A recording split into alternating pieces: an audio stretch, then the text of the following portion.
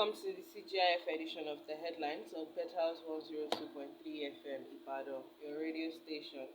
My name is Tony Adeoye. You get to be a part of this program by joining our platforms.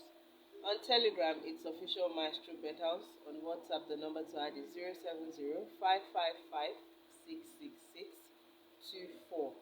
You get to listen in from anywhere around the world, either through our websites. The address is www.petals1023.com, or you download the Petals FM app from your Play Store. And you know I won't be doing this alone. I have here with me the most amazing Adebisi and Oluwatoni. Good morning. Good morning, Tony. Thank Good you to for be back having here. me. All right. I don't think we have comments on the platforms, so we'll just go straight to the stories we have. Now, I took this earlier, but I want to have your take on it. The reps members rejected a motion to stop immigration. That's the Japa syndrome. Let me just read it for you. A motion seeking to declare emigration of young Nigerians abroad, popularly known as Japa syndrome, as a national emergency was roundly rejected by the members of the House of Representatives at plenary yesterday. The motion sharply caused some rowdiness in the chambers as members said it was against the spirit and letters of the 1999 Constitution on freedom of movement. What do you think about the move to, the initial move filed by a member to want to ban immigration? It's I don't think it's anything different from the federal government trying to. No, it wasn't even the federal government. It was a lawmaker also that attempted to stop doctors from leaving the country in the first 5 years post graduation. According to him, he said it would enable them the time at least to serve their country before they leave the country. And of course, you saw the uproar that created that bill. And the then Minister of Labour also, Dr. Chris Ngige, said the federal government was not even going to look in that direction because it's against their fundamental human rights that anyone could actually go wherever, whenever. So this also is a similar case. How do you want to stop people from going out of the country? Why should you want to stop people from going out of the country? We have said it earlier that the root cause is what we should address, which is why are people leaving the country? Yes, even if the country were to be better than this, a lot of people will still want to. It's good to leave. It's good to leave and come back. You can't stop people's freedom to movement. People can live anywhere they want to live so far as the bilateral relationship with such country is in place. Nigerians can actually up and leave and go anywhere, anytime. You cannot begin to infringe on people's fundamental human right of movement. You can't say we can't leave. We can leave and we will leave if we want to leave. What you should or what you want to address is why are people leaving? Are people leaving? We have people who just go for tourism. We have those who just go to, they say, I just want to go and relax. And they will come back here because they know this is where things are happening for them. If you have something happening for you here, I'm sure you don't want to just forget everything and leave. Even the countries you are going to, if you tell them you are going on visitation, they want to have an evidence of the fact that you have something to come back to in Nigeria. So it means you are not going to get there and just stay put. You have something that would draw you back to your homeland. So that's how we should view these things. You cannot want to stop people. Why do you want to stop? It's bullying as far as I'm concerned. Really, you want to bully people into staying back. Why do you want to bully people to stay back?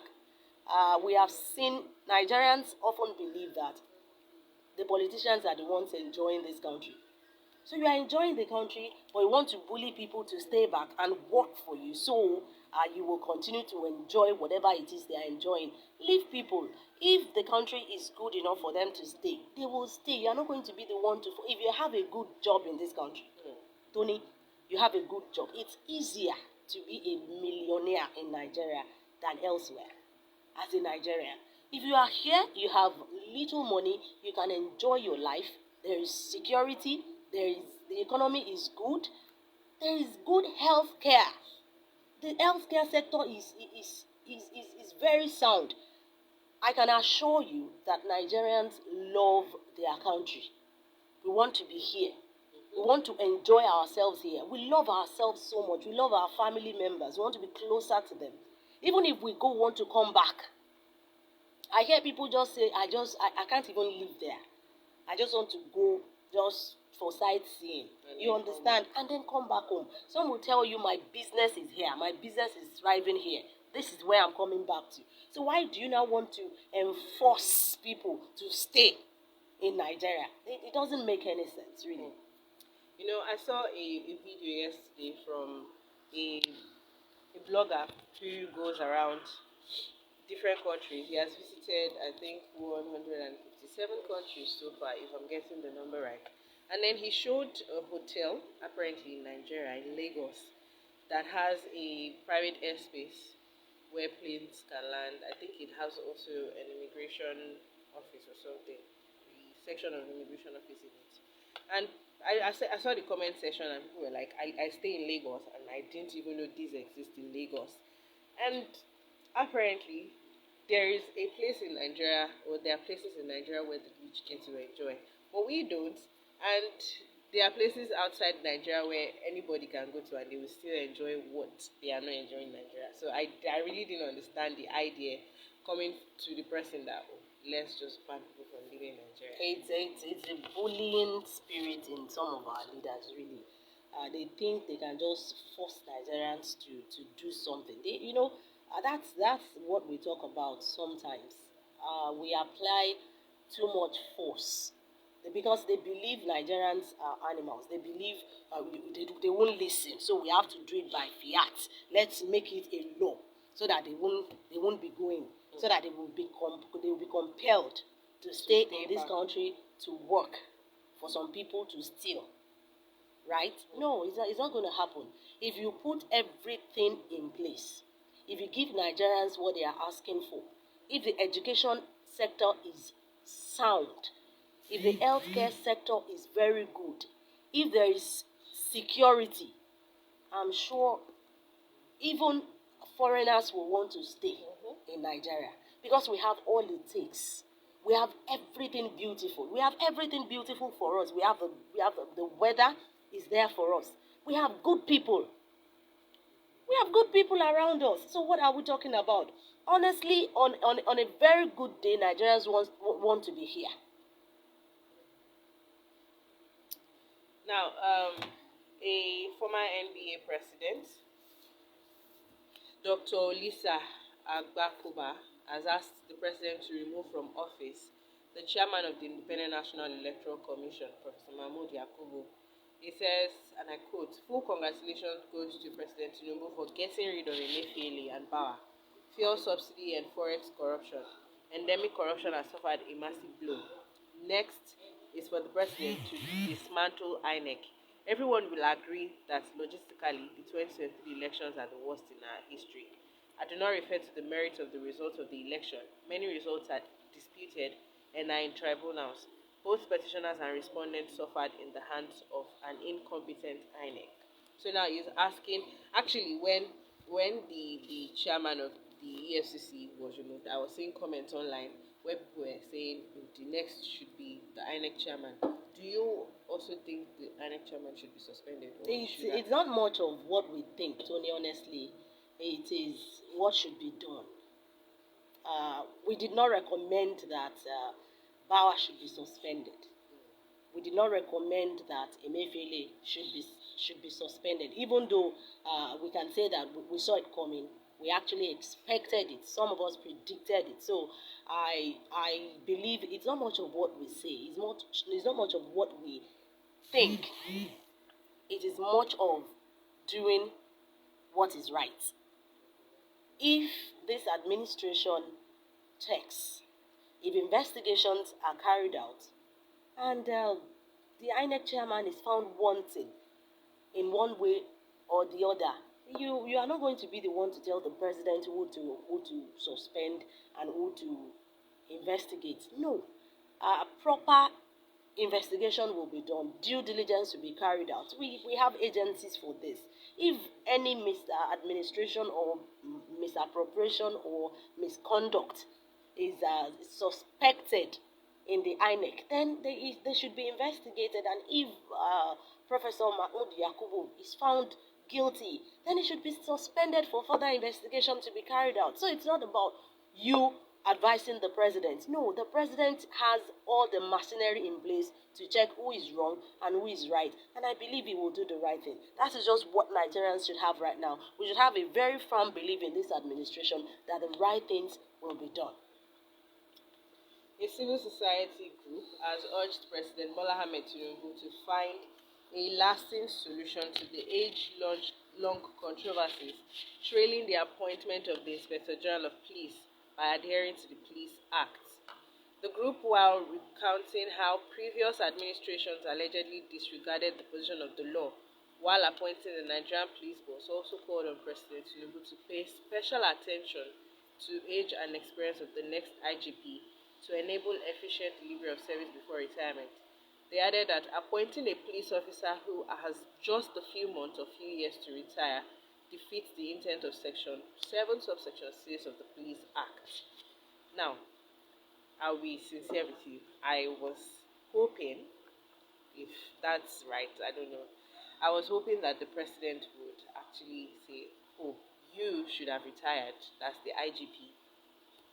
It's time to retire, and then appoint a new IGP. Or was it? No, if the time for the retirement is not yet, he should have retired. Remember the I think story I think he has said they 5 needed- years. No, on his appointment. Yes. From his years in service. Okay, by his years in service, should he have retired? But now, if you now go by the appointment, I think he has 5 years left.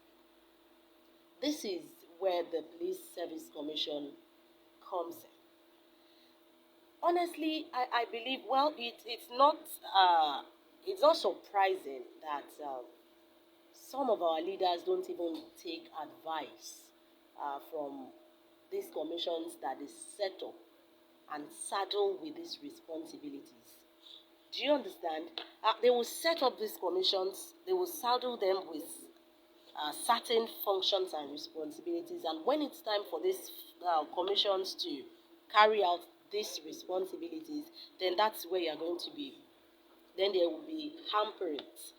This should not be. I believe that the Police Service Commission should come in handy here.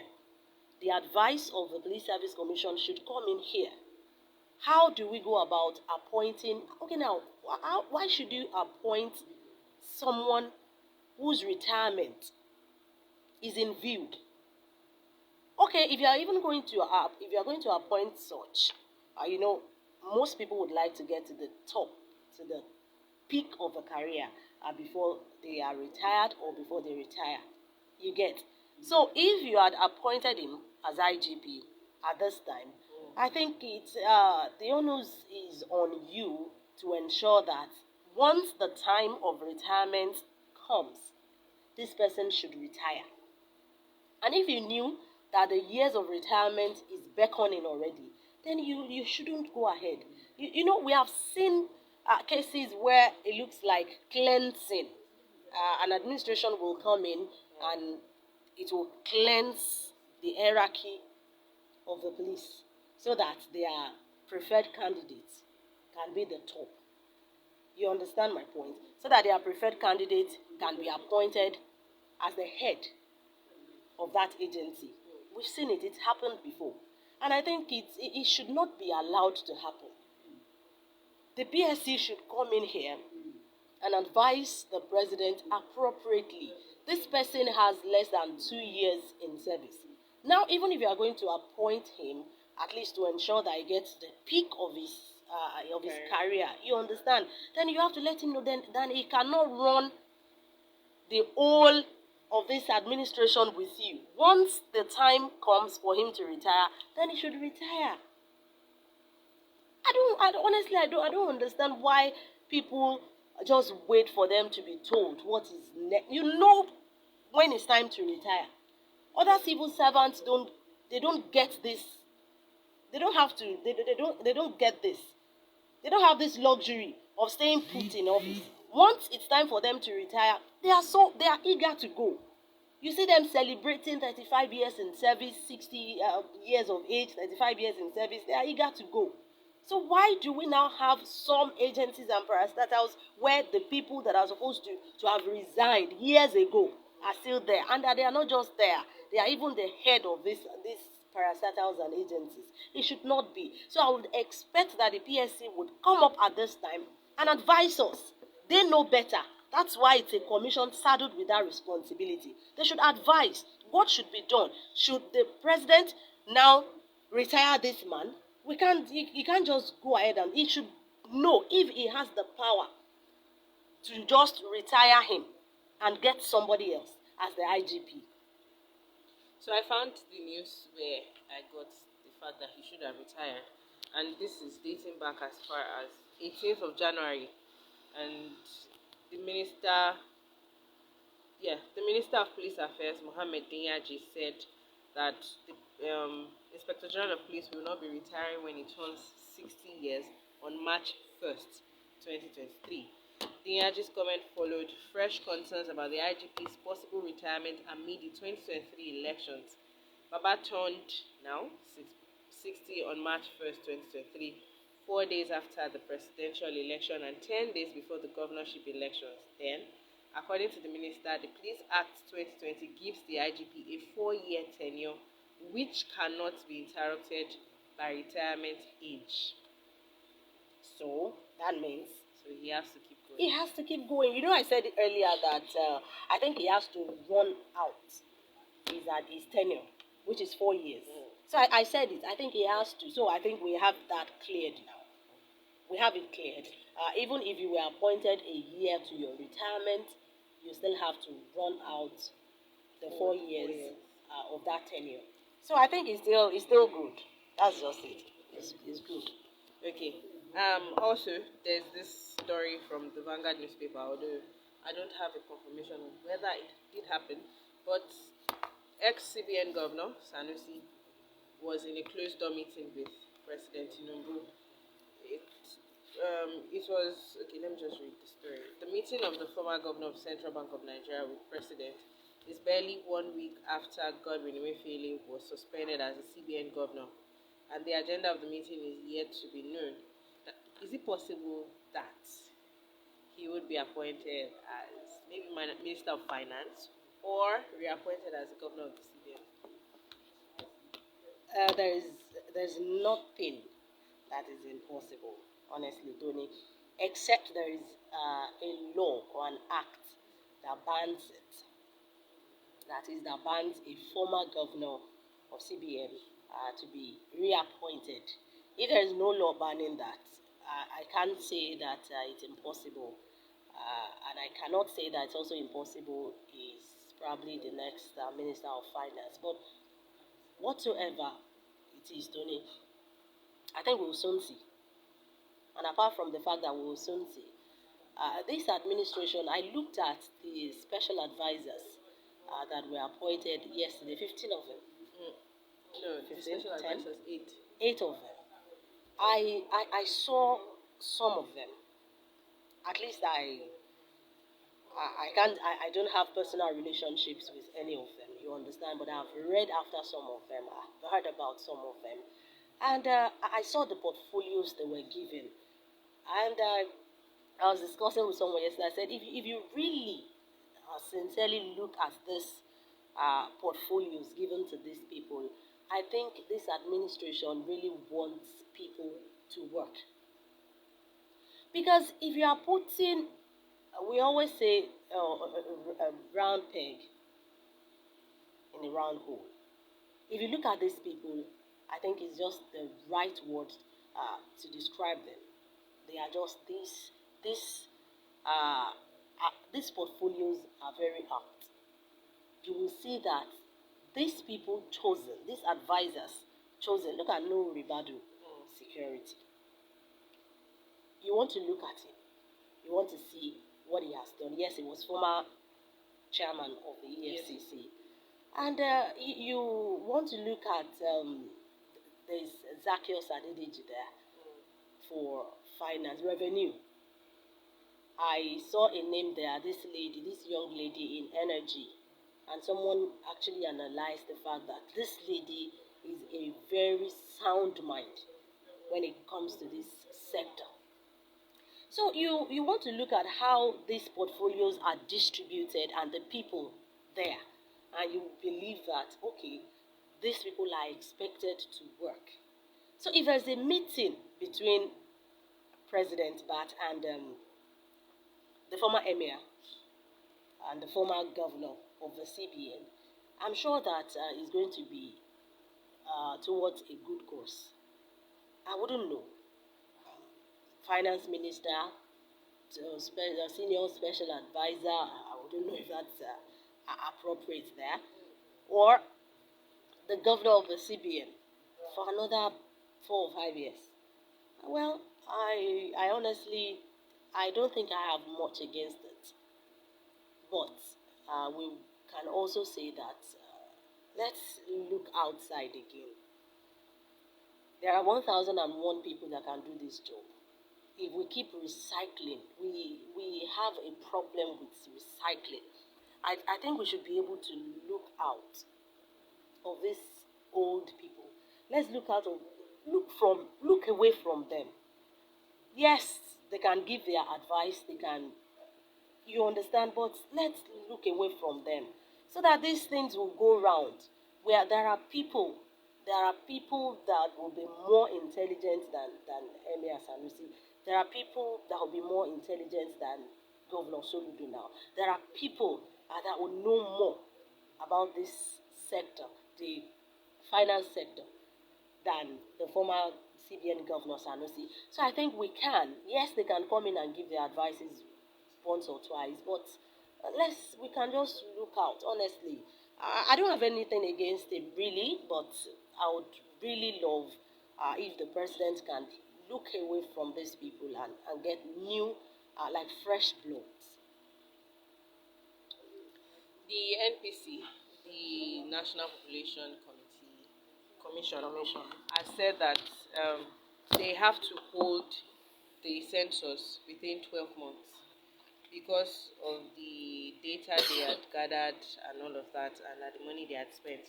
That if it doesn't take place within the next 12 months, the money they had spent will just go to waste, and then they have to spend more again. But that, regardless of that, the president will be the one to decide on when the census will hold. The explanation is actually there that they had checked some places, people had left Nigeria, there are new babies and all of that. But do you really think that we need to do it within 12 months? If I'm going to talk sincerely, Tony, I would say that I really don't know if we need to do it within the next 12 months. But I'm always of this opinion that when people that are responsible for something, when they talk about it, I think we should respect their opinions and we should wait. Now, this, of course, we saw that everything was just fraught with fraud. You had a fund that came out telling Nigerians was not enough. You solicited loans, you solicited help so that the money would be augmented and the census could be carried out. This was despite every who's and has against this exercise, this proposed exercise. That why are you so hell bent on carrying out this census at this time. Why? You insisted, the former administration insisted it was going to carry out this exercise. Then we started allocating money for it. Tony, we allocated money for it. Then we got to a point where we said that money was not enough. We needed help. And Nigerians were telling you that 200 billion, was it? Yes, Yes. that was used. Could have been better used. We could have put that money into a better use as a country. But we decided that we were going to go on with that exercise. Now, we put a stop to it.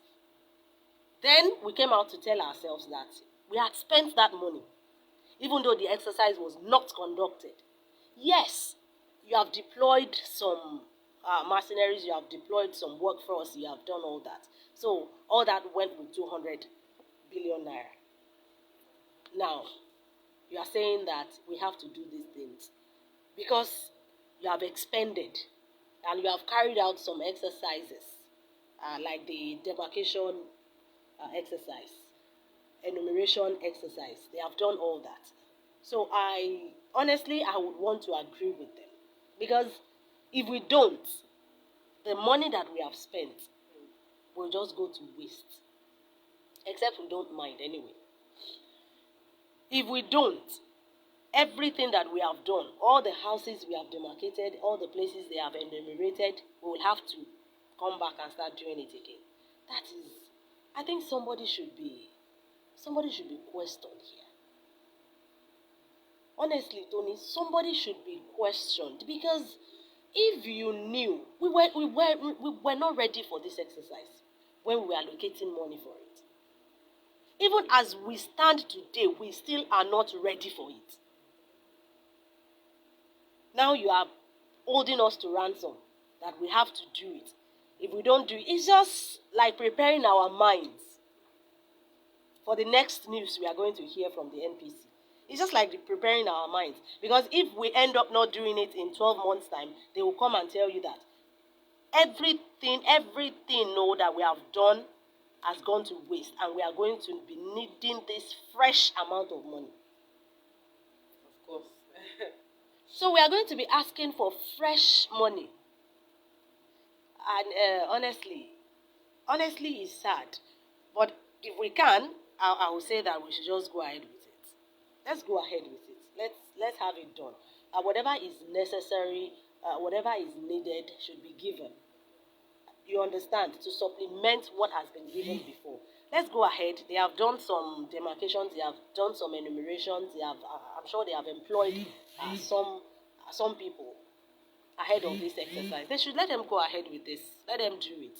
Let's do the census when it's convenient for this administration. Of course, in the window, within the window of that 12 months.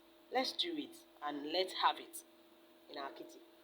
On projects we were not ready for from the last administration, aside this proposed census that didn't hold, we also have the Nigeria Air. And yesterday we heard that the EFCC had summoned Mr. Hadisirika, to answer questions. So even if this census holds, whoever is in charge of the NPC, would they also be summoned to answer questions? I said it earlier that people should be questioned, Tony. They should be asked, okay, you said we have expended 200 billion naira thereabouts. Okay, let's know what you have done. Let us know what you have been able to do with this amount.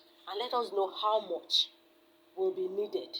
You can't tell us that the 200 billion naira has gone with the winds. No, you can't tell us that. No, it cannot go. So we are going to be adding to whatever it is that you will need to conduct this exercise. It's not going to be a fresh budget. It's not going to be a fresh requisition that you'll be writing. No. You are going to give us the additional amounts that you will need to the ones that have already been given to you, to the ones that have already been appropriated. So let's give you the rest and let's see what we can do within this so and so months.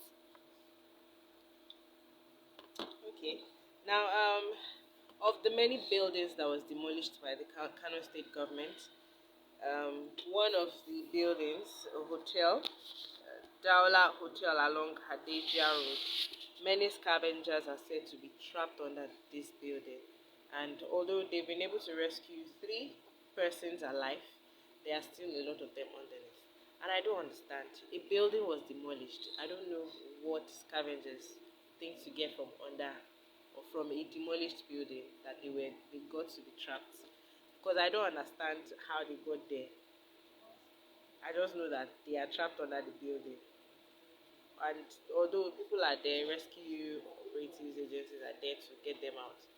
But Were they there before the building was obviously demolished? they couldn't have been there. We don't know, because now if they went there after the building was demolished, how are they trapped? Was there another collapse after the demolition? You understand my question? So we really have to know what went down there. If they went They there, were gathering for iron yes. from the rubbles of the demolished building. So the building now, I think the remaining of the building now caved in on them. Well, I think they have to just keep trying to rescue them, because they were doing their job. That's their job, really. Scavengers scavenge. They go to this kind of places because they would not have known that building was going to, that there was going to be a further collapse. You understand? So they thought it's been demolished, and there were rods that they could use. There were iron materials that they could resell, and that's what they do. That's where they make their own money. So we cannot say that it serves them right. No, they were doing it their doesn't. job. So we really pray and hope that they are not really or badly injured, and they are not dead, and they can easily and quickly get them out from under the rubbles. Armed custom officials in the early hours of Wednesday invaded the Agip market in the Agege area of Lagos State, allegedly burgled shops and looted properties belonging to traders operating in the market. The traders, while recounting their losses during a protest on Thursday, said properties worth millions of naira were reportedly stolen by the officials who ransacked their shops after dislodging the security guards manning the premises. Do custom officials have guns? I think they have.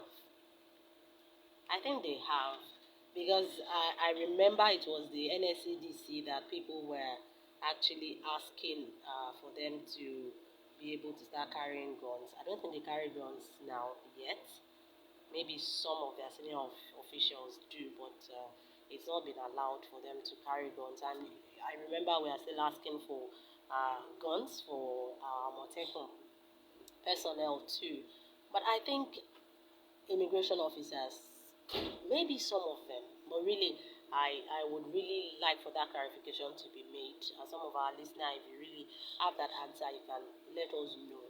Because I've not seen any immigration officer with a gun, but we really don't see much of them.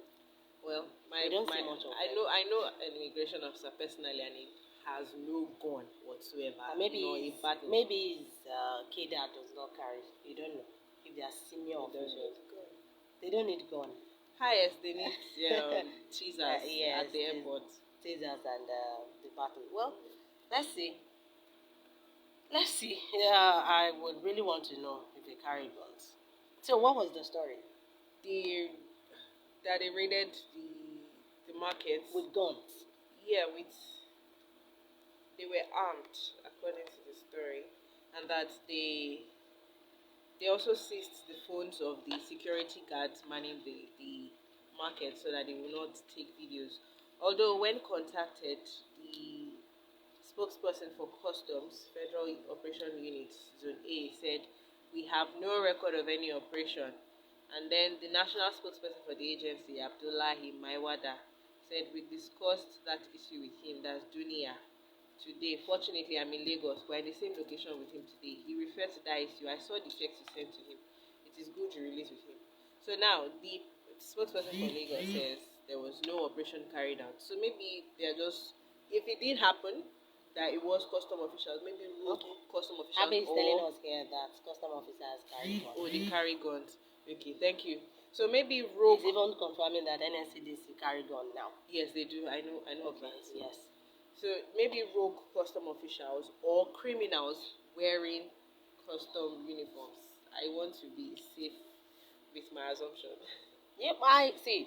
I'm not going to just conclude that they rogue officers. Yes, but they were officers, either rogue or decent. They were officers, and I hope they are brought to because they even seized the videos. They seized the phones so that people could not record them. So I don't know how they are going to get them, but honestly, Tony, they will get them if they want to get them because they know the deployments they do every day. They know which officer is assigned to this area. So if you were not assigned to an area and you are there, whoever is assigned to that area should know. And Tony, I know they will be able to find them out if they really want to fish them out. I choose to believe. No. They know how to. Honestly, they want to do this work. They do it well. You know, till tomorrow, I still wonder how police operate when they crack cases. Honestly, I wonder, do they use jazz? How do they know these things? How? Especially when they now get a criminal to confess. You see them confessing like they are using lie detector. You think they are giving them something for them to start confessing. And they will confess, they will tell you what you are not even asking. They will tell you to the root of the matter. They will even tell you why they did what they did. You understand? So when we really want to work, the intelligence is there. We have it. If they want to work, they will work. If they want the cases out, they will get them out. Quick. Well, we have a comment here on the Telegram platform. Greenlight says that immigration, customs, and NSCDC carry guns, and the FRSC request for arms, and it is not yet granted. Now, if the FRSC is allowed to carry guns, all those people that they chase with their motors, honestly, well, it's the same thing. It's the same thing. You can say the same thing about custom officers too. They chase people. They chase smugglers. And even in their chases, we have read about deaths. We have recorded deaths. We have recorded. You understand? So I think it's all the same. But that FRSC. So those that stand on the road stopping cars, if cars don't stop for them, they will just. And that that's how some policemen shoot people. When they stop you, you don't stop. They just shoot. I think it's going to be risky to give them guns. That was how Bolanle Karim was killed. Even Rahim was killed last year. NDLE. So those guys should not be given. They should. I think they should just be. It should be reviewed properly. It should be reviewed properly. If you have close contact with people like that, probably some sections of them should not be allowed to carry guns. If you are on stop and search, and if you even tell them, see, it's confusing because sometimes they need these guns for self-defense. They need it to protect themselves. Violent people. They need it to protect themselves. So I think what we need is appropriate training and psycho evaluation. Maybe daily. You have recommended daily evaluations for every one of us, really. But honestly, I think it should be done. There is a way they should do it. Probably weekly. They should just evaluate these police officers that will be given guns before they go out. I think there's a way these evaluations should be done so that it can be determined if they have emotional stability on the day to carry that gun. Because a lot happens. Things happen to people. Sometimes they are faced with family issues. Sometimes they are faced with financial issues. Sometimes they are even sick in their bodies. You understand? So we have to just be able to determine if this person going out with this rifle has the capacity today. The fact that he had the capacity yesterday, does not guarantee the capacity today. You understand? And considering the fact that he's going to be dealing with people, civilians out there that are not armed, then he should be evaluated. Can he handle this gun today? We have seen some of them that are inebriated. They are just there, and they are armed. Why would you see a policeman that is drunk and armed? That Like is the one that double was soiling tragedy. himself. That is double tragedy. So I think the proper evaluation should be done. They can't. They have to. Honestly, they have to carry arms. But let us just determine their state of mind, probably daily or every other day or weekly. Now, there was a story that went on the social media. The Lagos State Police Command on Thursday described the yet to be identified lady that was brutalized and stripped by policemen stationed close to the State House of Assembly in Lagos as someone suffering from a mental condition. It was reported that an eyewitness lamented as a policeman brutalized and stripped the lady after she was labeled a cultist. I saw that story yesterday that policemen brutalized a cultist or a lady called a cultist. Now, despite her screams, that's according to the report, that she was innocent and only came to the area to relax and was not guilty of anything. The policemen dragged her on the floor, removed her footwear, handcuffed her, and drove her away. Now, the picture of her being topless is here. But now, in a reaction on Thursday, the State Police Public Relations Officer SP Benjamin Yonden said the dark-skinned lady sporting a low cut was attacking passerby when the policemen, after being notified of her actions, visited the scene to apprehend her.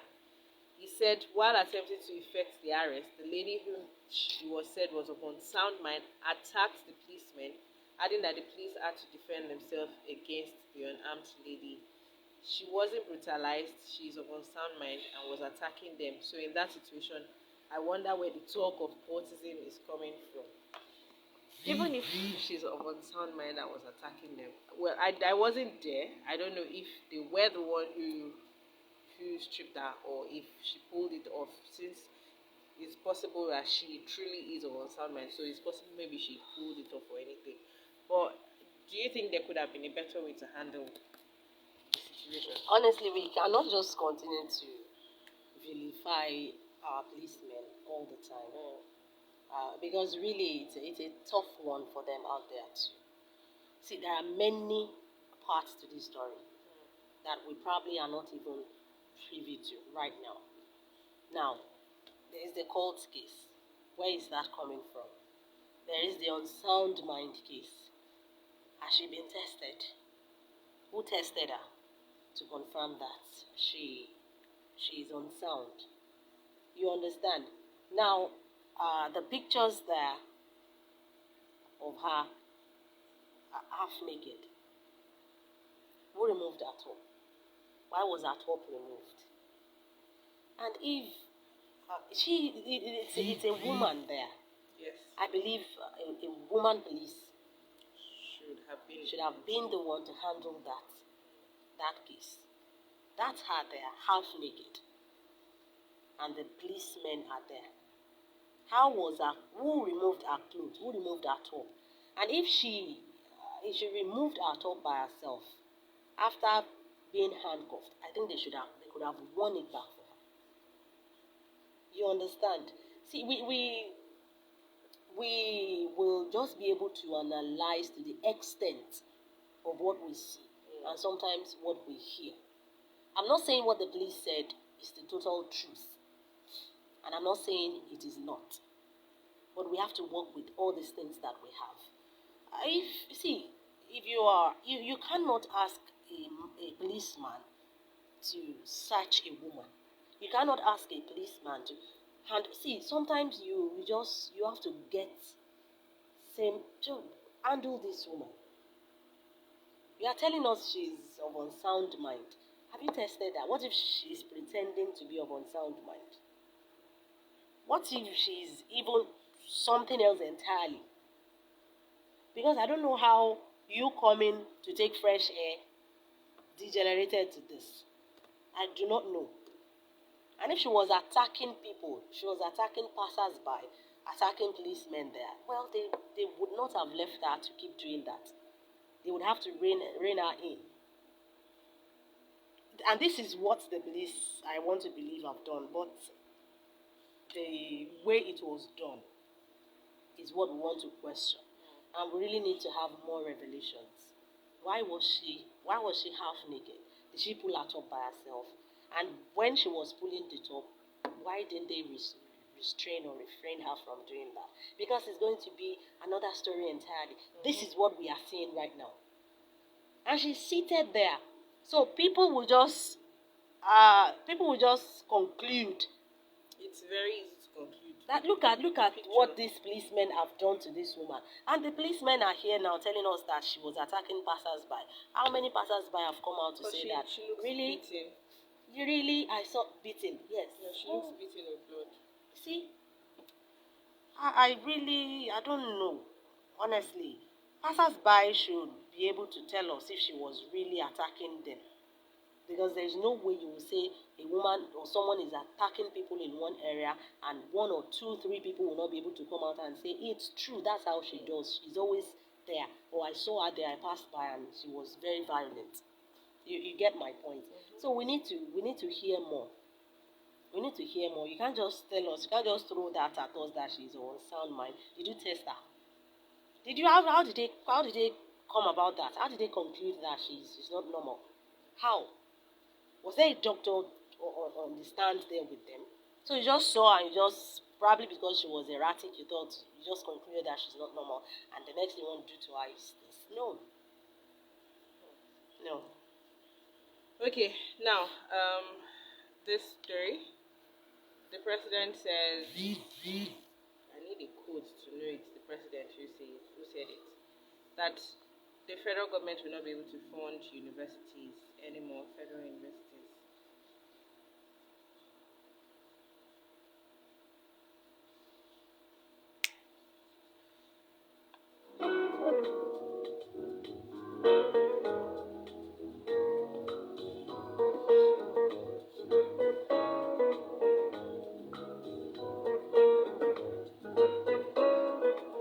Okay, Permanent Secretary for the Federal Ministry of Education, Andrew David Adejo, stressed this during media briefing in Abuja on Wednesday that while universities may have autonomy, I think I took this and I actually got pacified that the school fees was not going to be increased because he said the schools would not increase it. But now, seeing this story, I need to confirm it that government cannot fund universities anymore. And I remembered asking you earlier during the week that school fees most probably might be increased, right? But is it going to happen this year? Well, we don't know when it will happen. Of course, for secondary schools, for primary and secondary schools, we are in the third term. Yes. So any increments we are expecting will Increments be. have actually started in unity schools, federal government schools. Yes, the secondary schools. Their school fees have been increased, I think, in a 100% increment. Oh. Yes, I saw the story, so I had to call my aunt to confirm. And yes, my cousin will be going to SS3 in the coming session, and she'll be paying over 100,000 naira. The government Which used to not be. Well, I think we all should just brace for the impact. It's going to be a jolly ride. We just expect it. But for the universities, I also expect that the tuition will be increased because the subventions will no longer be coming.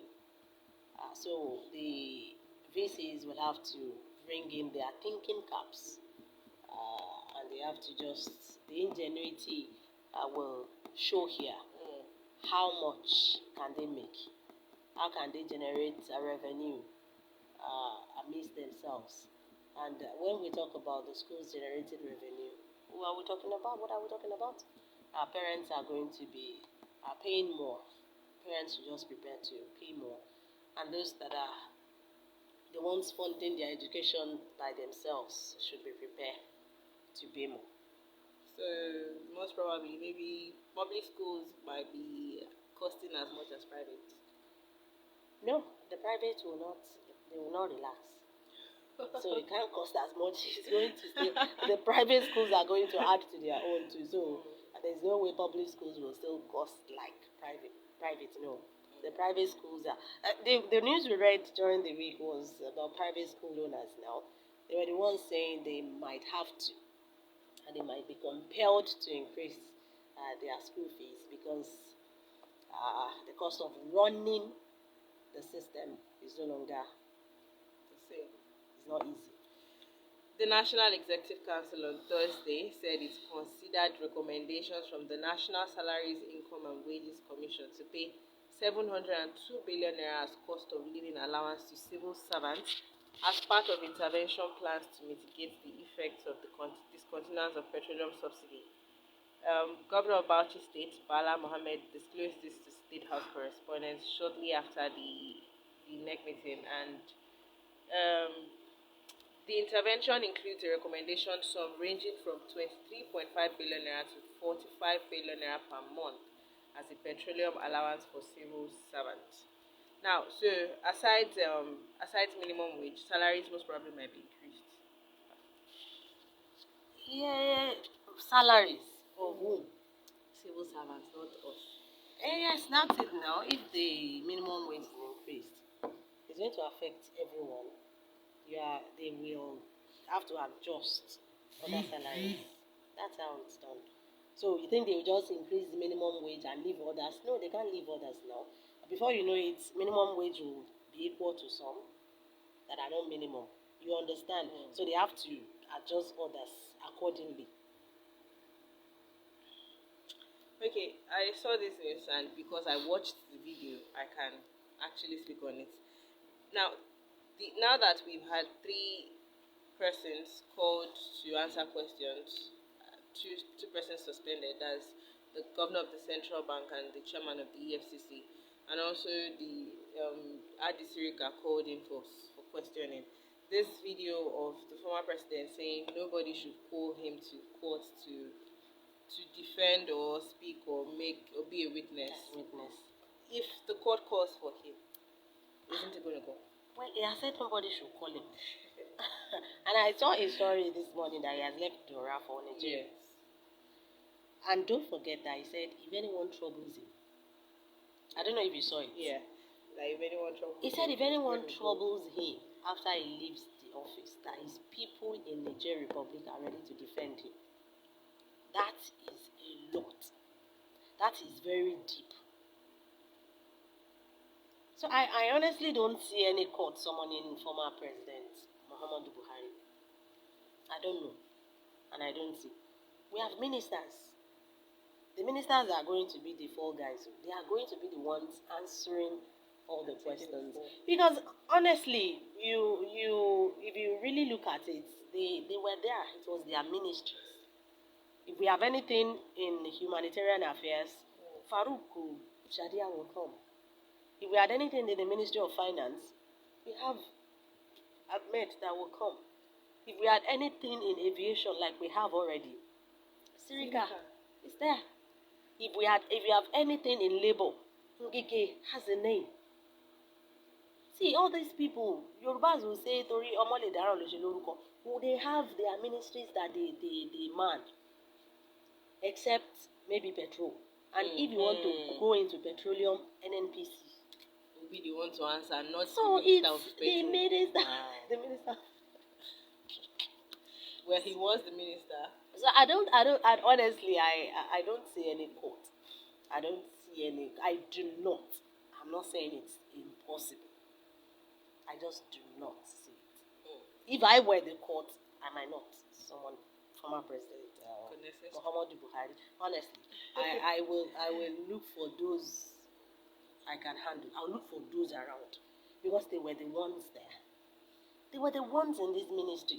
And if you begin to even look at it, this man, this president, former president Muhammadu Buhari, might not even be as guilty as all of these people, these hangers-on.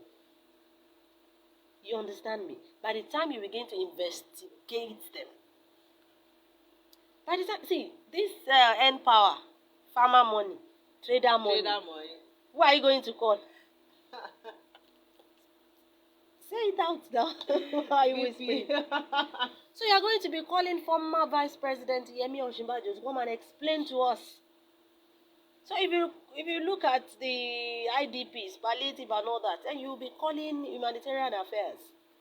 So they have ministries that they manned, and they should be answerable for anything that happened under that ministry. Let them now come and tell us, okay, I was given the order. Just like I saw that comment last week. If it was true, we could not actually verify it. Accredited to Godwin Emefiele that by the president's order, he released 500 billion naira monthly to Humanitarian Affairs Ministry. You understand? So we don't know. If they come out to tell us that, okay, we did this on the orders of the president, then it now behoves on the court to call or not to call. Governor Alex Oti of Abia State has told his predecessor, Dr. Okeze Ikpeazu, that defecting to the ruling All Progressives Congress as he is allegedly planning to would not stop anti-graft agencies from probing him over the huge debt his administration plunged the state into. Oti, who stated this in Umahia on Thursday, claimed that Ikpeazu administration bequeathed him a debt of over 191 trillion naira. Yeah, I'm counting it right. Billion. Now, even if it defects, does it affect his person, his name, or? It's not about the name here. It's about prosecution. It's about prosecution. So it's not the name. Honestly, Tony, politicians they really do not think much about their names. I don't think they think much about their names. What? Do you know how many times we call their names? Do you know how many offenses we attach to their names? Do you know how we attack them? I think their names, good and bad publicity is good for them. You know, the name Alamesia, I knew it as a kid. And look at it. You know what comes to mind. I know what comes to mind. You know what comes to mind. And Maestro was saying something in the week that some names in this country, if you mention them, what comes to Nigerians' mind is only. So you want to you look at Desani. You look at Desani now. You are looking at Diamond Bra. You are so it's their names. Leave that one, Tony. It's not about the name here. It's about possible prosecution. Will it be given a soft landing? Because if it defects to the ruling party, I'm telling you, he might not be able to face that any prosecution right now.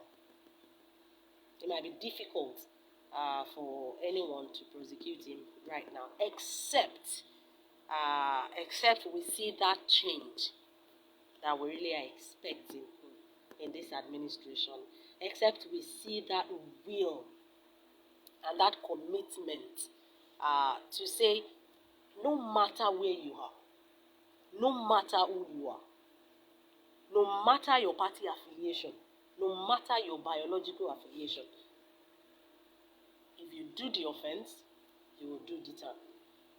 I think that's the only time your defecting would not. This Governor Oti is just, I can even say he's just rambling, because he knows once you have the federal might, once you have that backing, you might not, it's going to be a meeting, to be a family affair eventually. It will be a family meeting. You just talk, and before you know it, they are talking about plea bargaining. How much can you drop? So you go scot-free. 100-level student of the Obafemi Awolowo University, Salako Treasure, was reported to have killed herself by consuming a substance suspected of sniper. The deceased, said to be of the Department of Entrepreneur, was found dead inside an uncompleted building around the Lagere area of the town on Wednesday evening with a bottle of sniper beside her body. Findings revealed that Salako had been undergoing some emotional trauma known to some of her friends and acquaintances before the tragic incident. Now, the school has confirmed the incident, and I know that depression is real, and like you remembered to say, like I've been saying, that we should be having mental charges every day. But like 100 level students cannot be older than 20. What would have pushed her to end it all? Did she have a carryover? Or... They said her friend said she'd been going through Yeah. a tough time lately. See, there is the social media has really brought a lot of things to fore. Things were happening before, but we weren't getting them, we weren't aware of them as much as social media now gives us the awareness. You understand? And the ups and downs will apply in every case, or almost every case. When you begin to hear about something, often, then you begin to see the possibility of that thing. You know that if you weren't hearing much about suicide, some people would not think of suicide.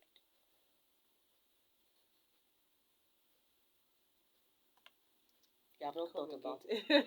If the awareness of suicide is not this much, that's my belief. Some people will not even, it will not even come to them to take their own lives. You don't believe me? No, I'm trying to actually register it, and I think am I not saying it right? You. See, when something is in your face, it's just like this influencer thing. When something is out there, accessible to everyone, both old and young, no censors, nothing. It's just there.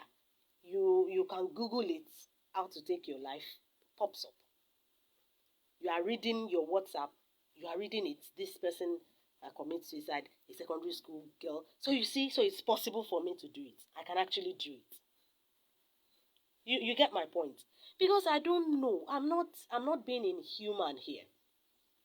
I don't know what can push a secondary school girl because her boyfriend left her. I'm not saying this is what happened to this one. I'm just saying that we have read that also. Because the relationship didn't work out. Her boyfriend left her. Her girlfriend left her. Then they commit suicide. Some will tell you that they are depressed, the way their mommy talked to them, or the way their daddy talked to them. You don't understand. And this is what someone was talking about.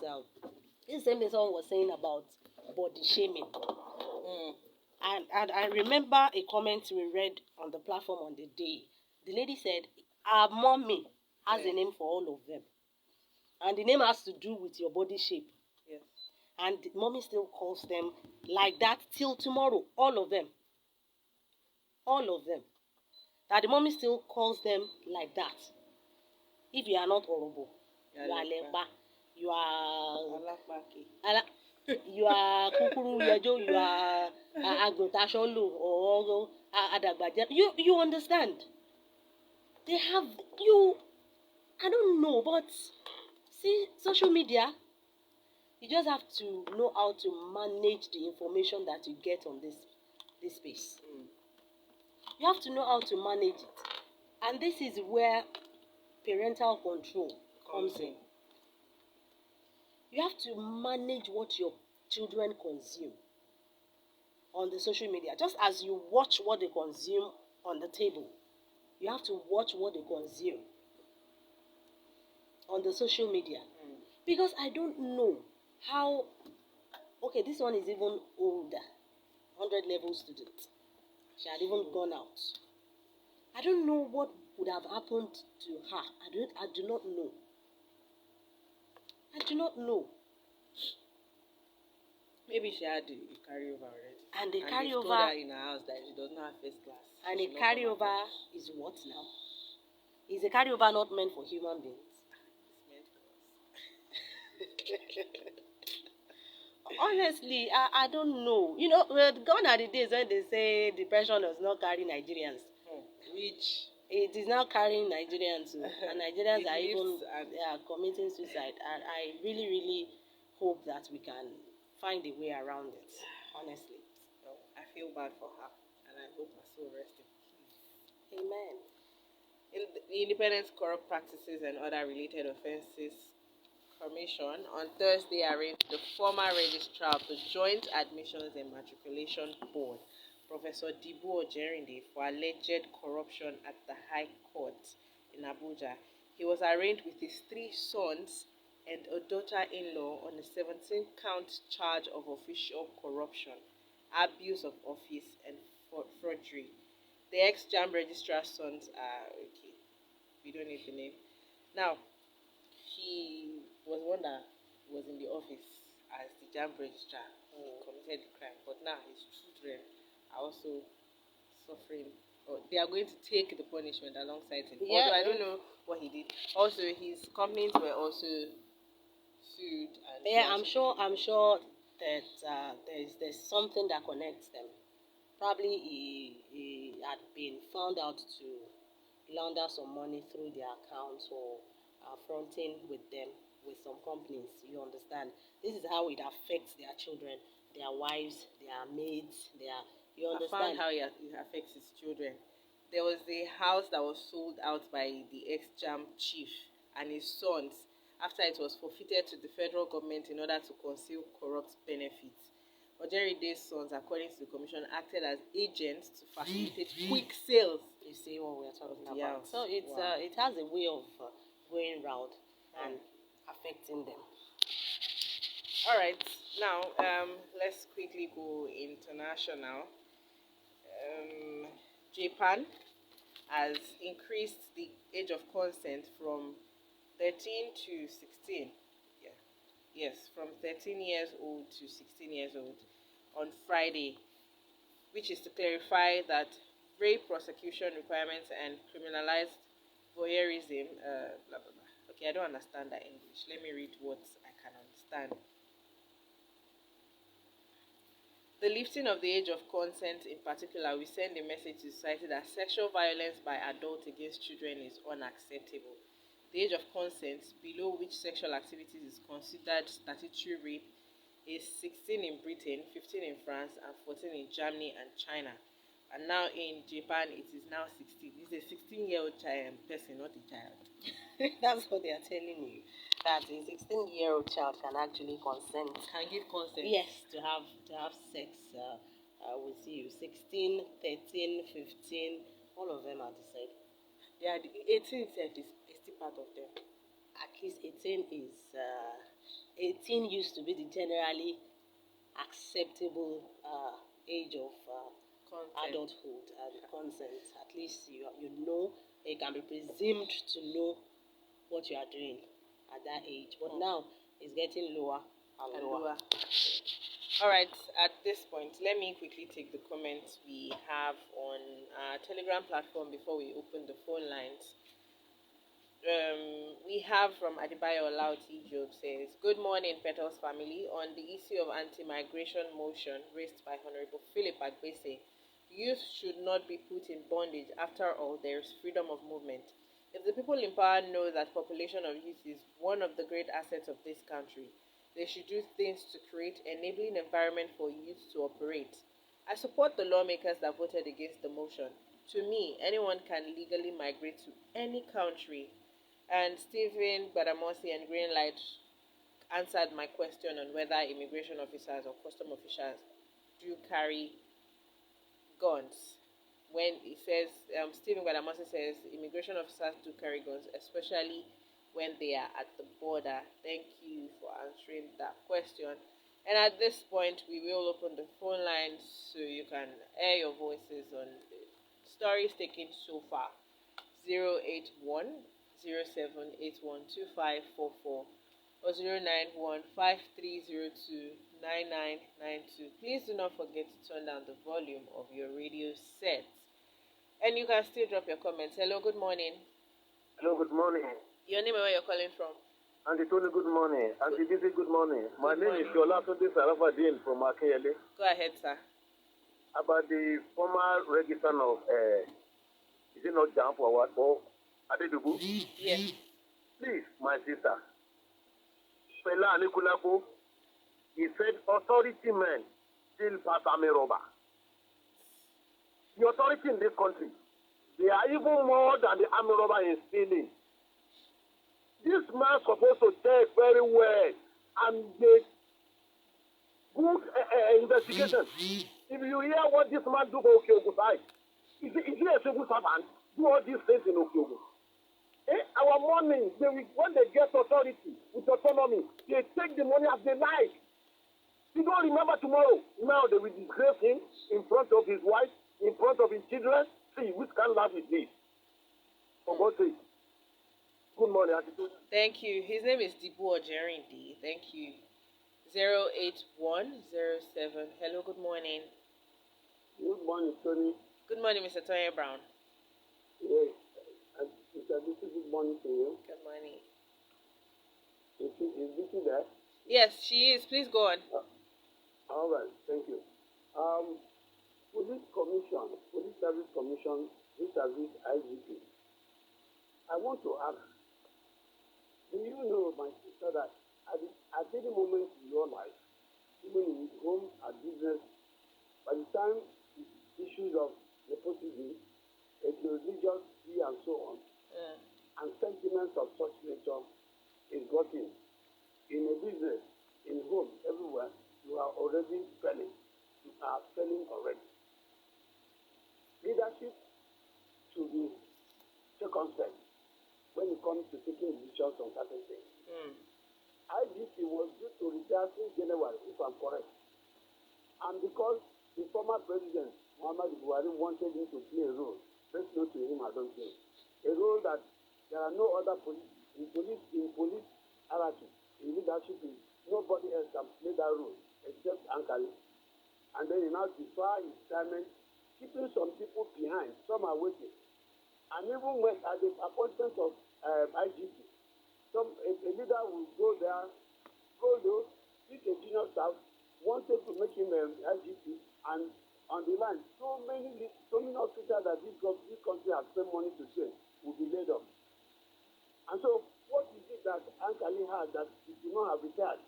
And then, he has to wait until he has executed the 2023 election. I think he's done now.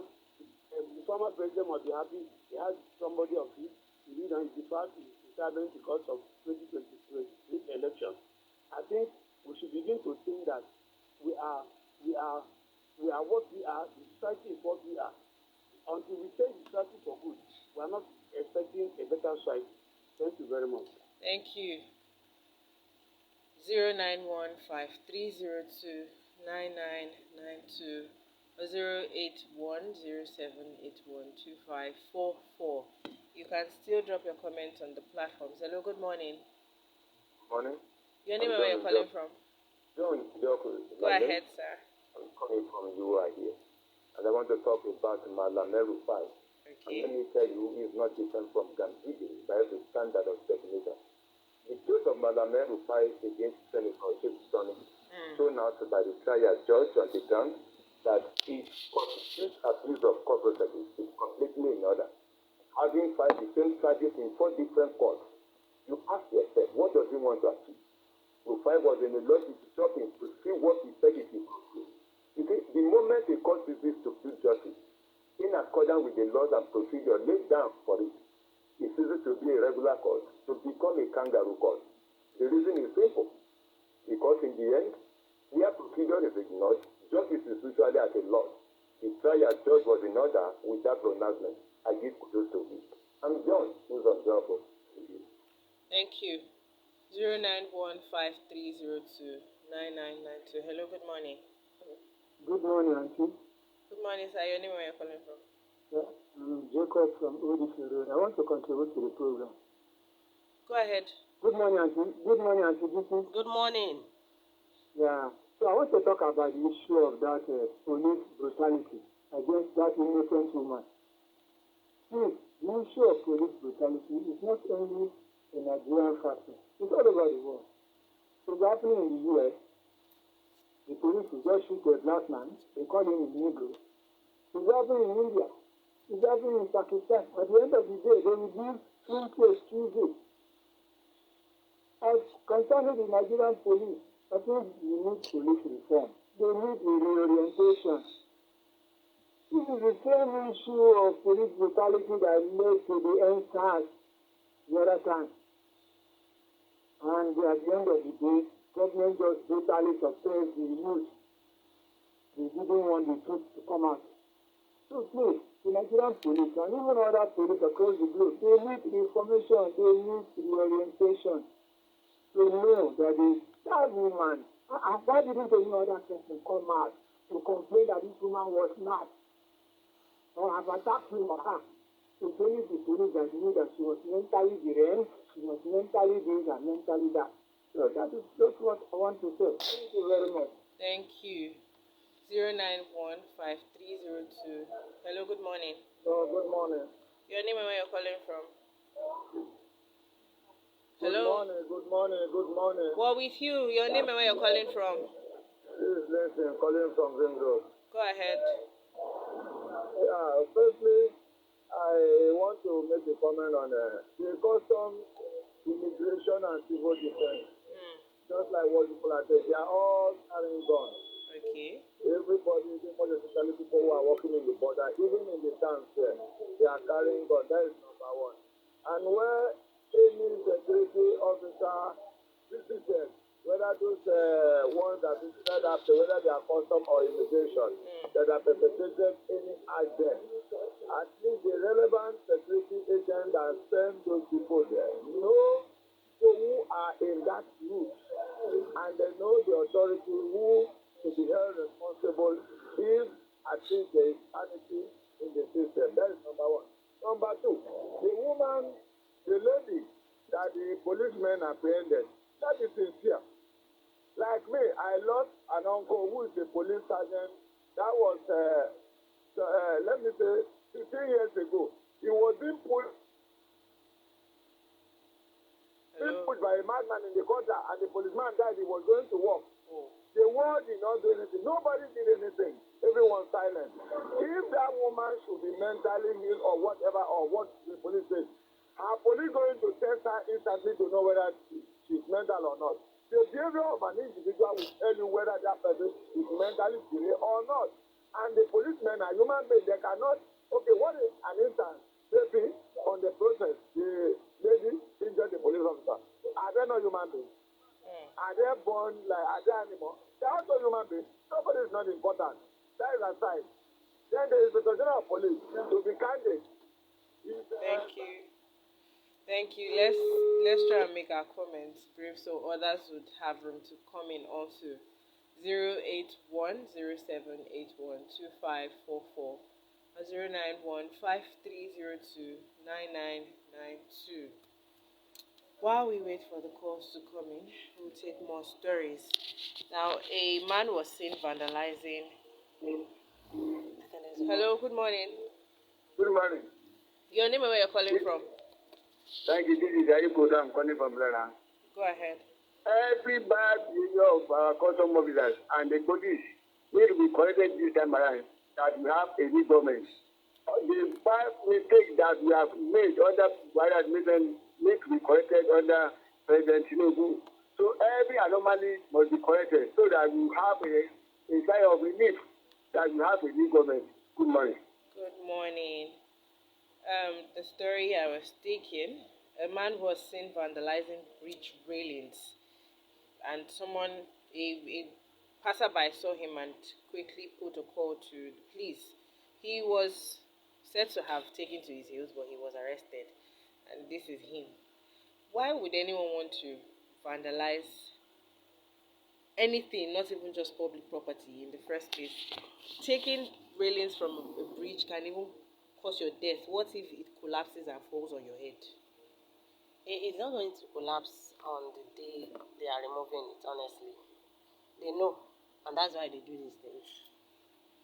But it's bad and sad all the same.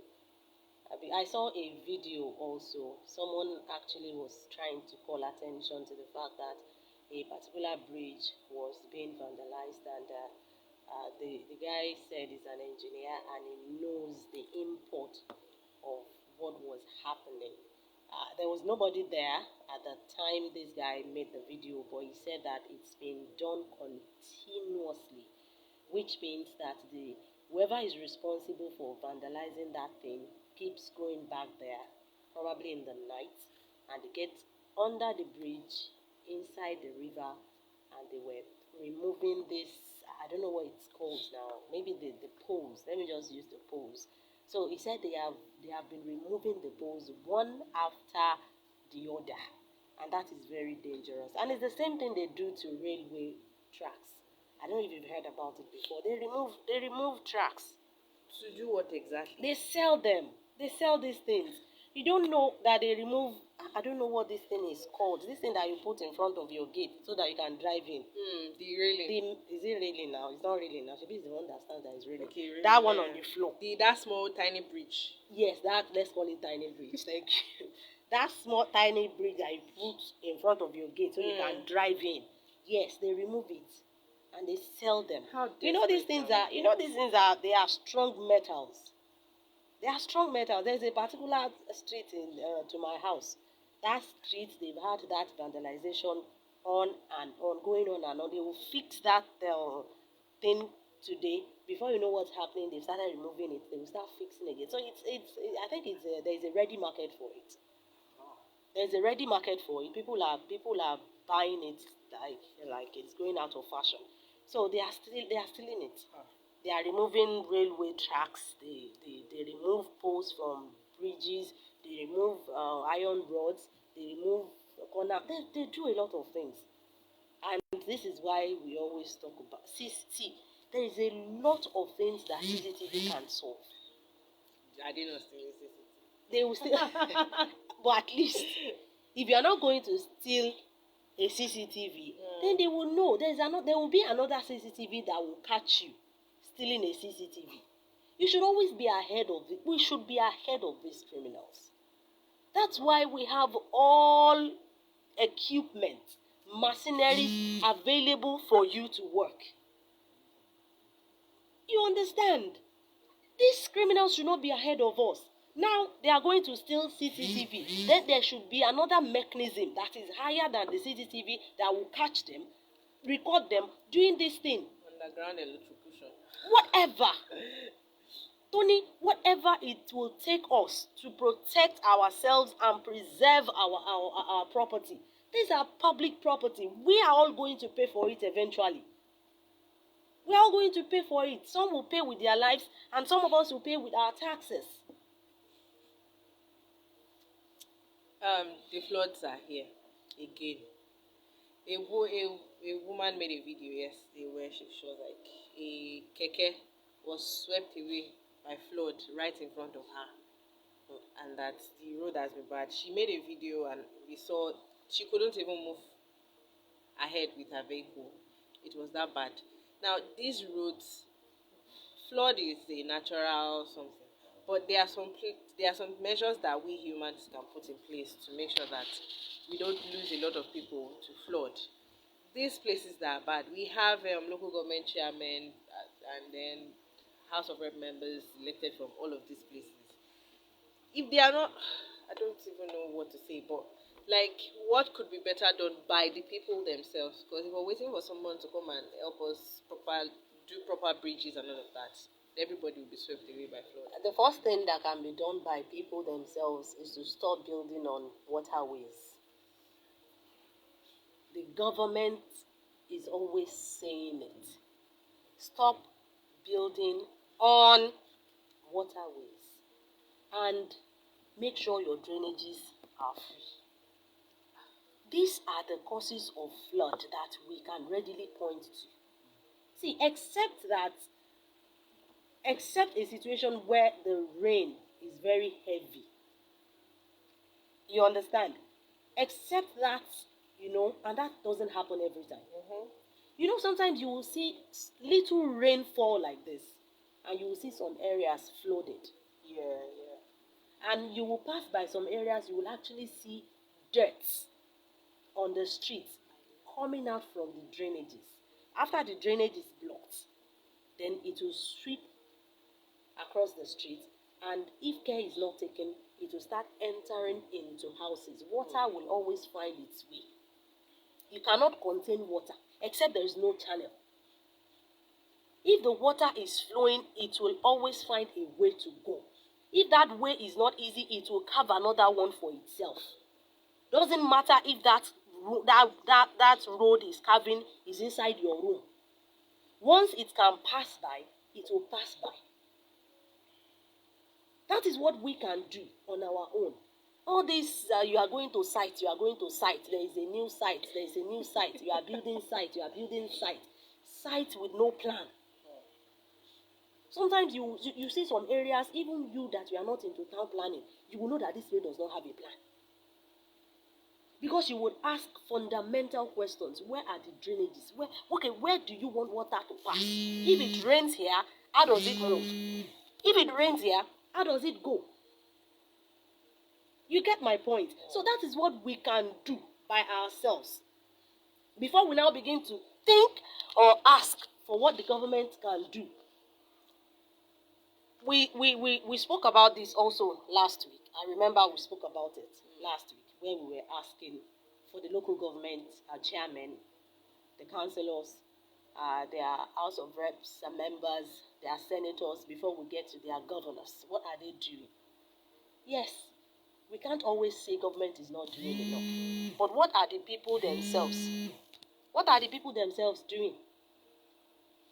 What are the people themselves doing? You can't just up and build houses anywhere.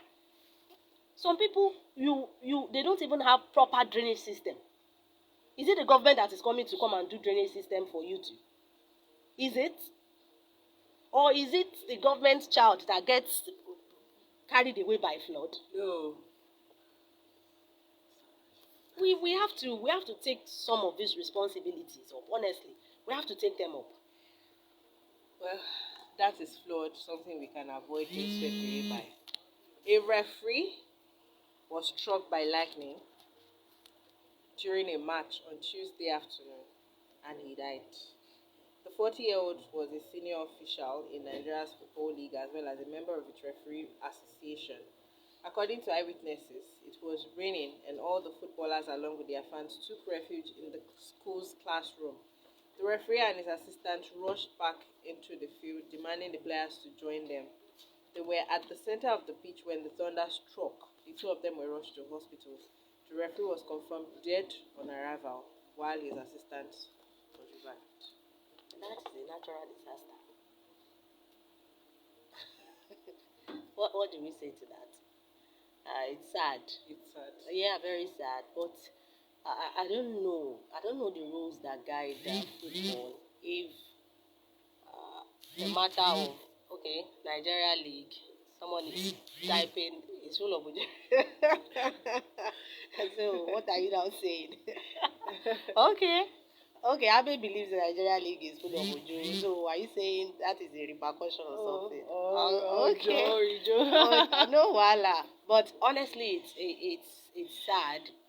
Probably they could have just halted the match altogether and waited for the rain to subside or even stop totally before getting back to the pitch if they could have continued. You understand? Because I don't know how easy it will even be to be running about on a pitch that's soaked. Well, I know I've seen players play, even international players play when the rain is falling. Yes, I'm saying, pitches are different.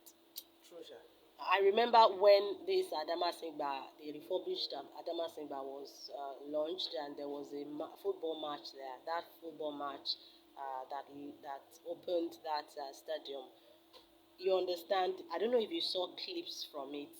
It was like a swimming pool. Yes, people actually criticized the government then. That is what they did with that whole lot of money. It was like a swimming pool, but I'm sure it's been done well now because I think the engineer that got the contract at the time was brought back and he gave some explanations and the corrections were made. So I want to believe it's better now. That's why I'm saying pitches are different. We've seen them play. We see them now. Even during FIFA, we see them. There will be rains, and they will still be running about. And it's not like the pitch is soaking. It's not like the pitch will become like a mud. It's not like it will turn to a swimming pool. No. You hardly even notice that rain was falling on the floor, on the ground. You understand? So, but it's not like some of our pitches here in Nigeria. And the thunder strike, that's a natural phenomenon. And we really don't know what to say to it. Maybe it was just a coincidence. I think there's a call. Hello, good morning. Oh, the phone lines are still very much open. We're just taking stories while we wait for calls. 08107812544 09153029992.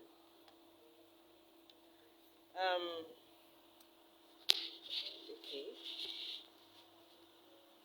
Hello, good morning. Good morning. Your name and where you're calling from? Hello. Hello. Your name and where Hello, you're good calling morning. Hello. Ekaro, what's your name? Where are you calling from? Hello. Wrong number. Wrong number. Okay, now, Bill Cosby has additional 9 women accusing him of sexual assault.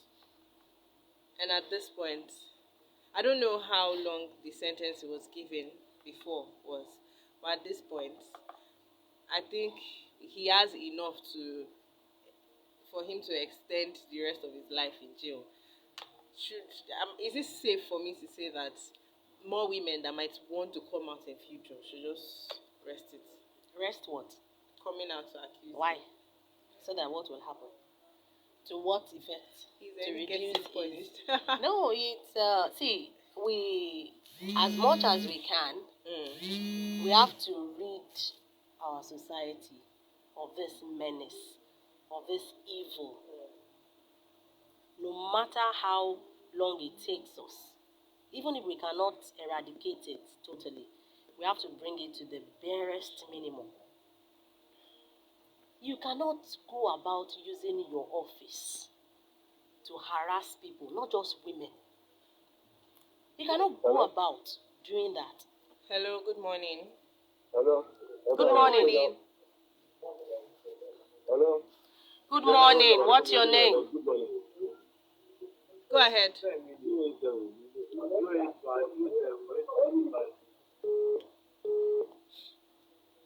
We were discussing. Yes, you cannot go about using your office to harass people, not to not talk about raping women, abusing women. You don't do that. No matter what the situation is, you have to have that respect for the other person, irrespective of what they are to you. You have to know where to stop. You have to know your limit.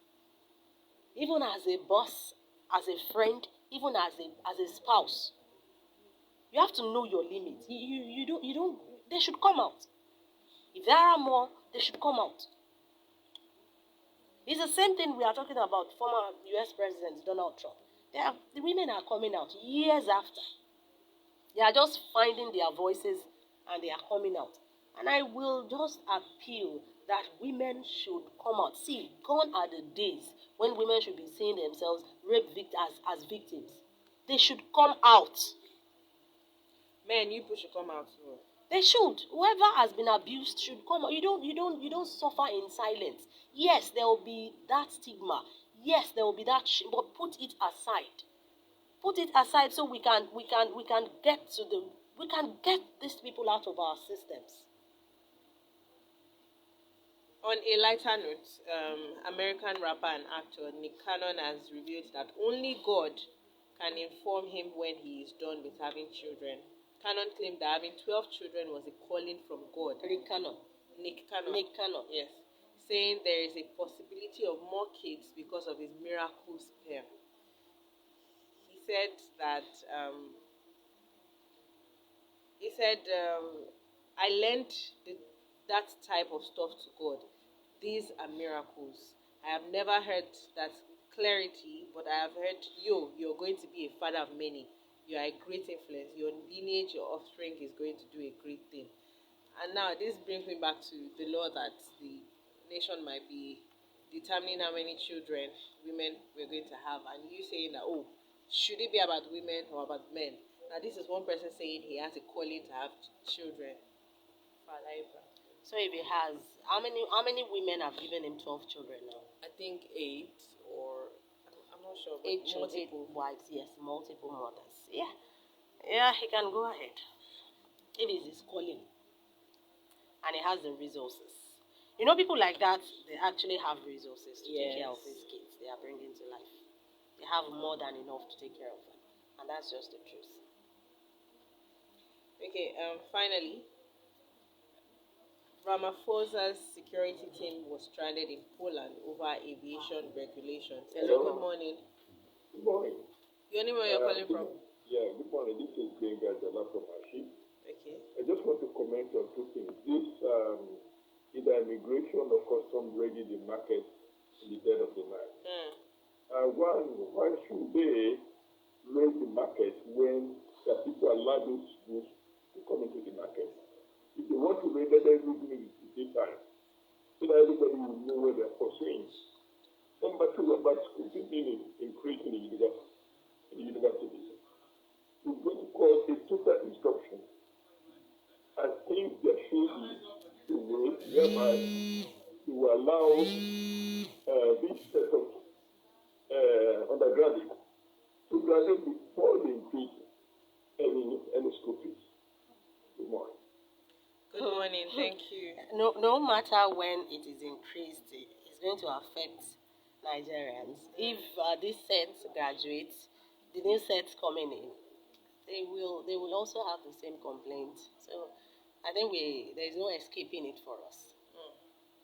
Well, I don't think we have enough time to take this story I was going to take. Our time is well spent.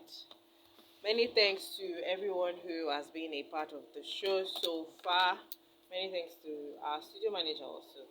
And thank you for always joining me on the show. Yeah, it's Tony. always a pleasure. It's always a pleasure to be here with you. My name is Tony Adioye, and myself and Adebisi are saying have a wonderful weekend. Okay, bye. Mr. Olusanjo Ojekomi, Mr. Adebayo Ojo Bolauti, Mr. Segun M. Soleye, Mr. Abiyade Okola, thank you for watching. Thank you. Bye.